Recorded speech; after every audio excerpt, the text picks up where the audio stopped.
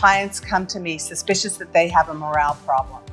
If you have more than just a few employees not motivated or seemingly unengaged, it's possible you do. So let me walk you through some of the potential causes, and you can listen for what you can do to improve your morale. I see this most often in family cultures, where the emphasis is on being loyal to the organization and performance is not discussed on a regular basis. Because in a family culture, no one really ever gets fired. The number one reason employees disengage is they feel their manager does not care about them. Do your managers have the training to give effective feedback, to focus on developing all of their reports? Do your managers know how to have relevant conversations that keep the employee engaged in their day-to-day work? Do your managers know how to have the performance conversation and leave your employee with a plan for how they're going to get better? Consider an open book policy. When the financials of a business are not transparent, employees will often make up stories about who is benefiting in the organization. Do your employees have everything they need to do their job well?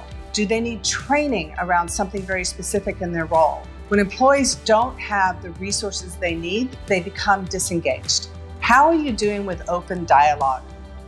What are the environmental factors that may be affecting your employees? How are you including what's happening out there in the world in your everyday work life? Ignoring what's happening out there can cause employees to be disengaged at work. Consider that most people don't relate to accountability in an empowering way. When leaders model accountability, when they willingly communicate what they're responsible for, then employees naturally want to reciprocate and be willing to communicate as well.